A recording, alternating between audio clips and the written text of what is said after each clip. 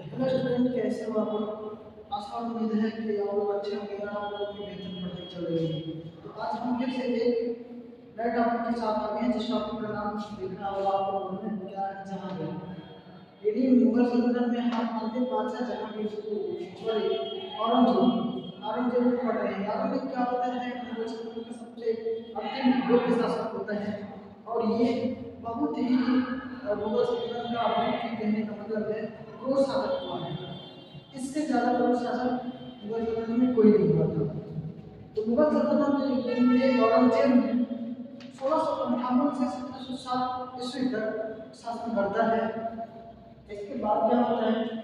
ये इसको एक विशेष नाम से जानते हैं जो हर पेपर में पूछा जाता है। इसे जिंदा पीर के नाम से जानते हैं, यानी हम औरंगजेब को जिंदा पीर के नाम से जानते हैं। मुगल सल्तनत का अंतिम योग्य शासक हुआ है ये। इसकी दुश्मनी दो लोगों से हुआ करती थी, एक तो सिखों से और दूसरी मराठों से। एक सिखों से और दूसरी मराठों से। सिखों में इसने गुरु तेग बहादुर को मृत्युदंड दे दिया था और गुरु गोविंद सिंह के 4 बेटों को मरवा दिया था। और मराठों में 1665 में इसने पुरंदर की संधि को स्वीकार किया और संभाजी की हत्या कर दी थी। संभाजी शिवाजी के पुत्र हुआ करते थे, उन्होंने इसकी औरंगजेब ने हत्या कर दी। दो बार इसका राज्याभिषेक, औरंगजेब का राज्याभिषेक दो बार होता है। पहला होता है आगरा में 1658 में और दूसरा होता है दिल्ली में 1659 में। यानी इसका जो राज्याभिषेक हुआ है, इसके दो बार राज्याभिषेक होते हैं, पहला आगरा में, दूसरा दिल्ली में होता है। इसने जजिया तीर्थ का उन्हें नाम किया था। यानी जो अकबर ने जजिया का यानी दो पर तीर्थ यात्रा कर लागू करते हैं, उसको समाप्त किया था अकबर ने। लेकिन फिर से औरंगजेब के शासनकाल में आते आते इसने पुनः लागू कर दिया। हिंदू त्योहारों पर रोक लगाई थी, यानी हिंदुओं के त्योहारों पर इसने औरंगजेब ने रोक लगाई थी।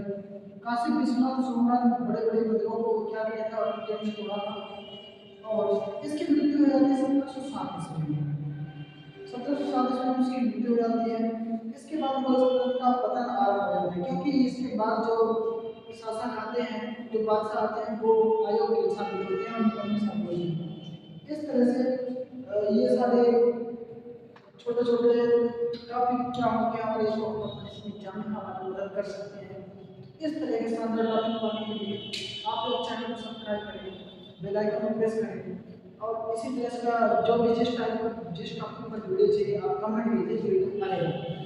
तो आपके लिए एक क्वेश्चन है, भारत में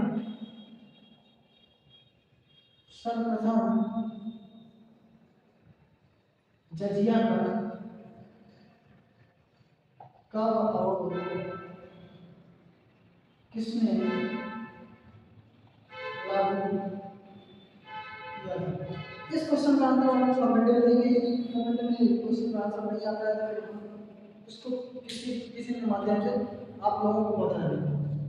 ठीक, आशा और उम्मीद है कि आप लोगों को ये सारी चीजें समझ में आई होगी। धन्यवाद।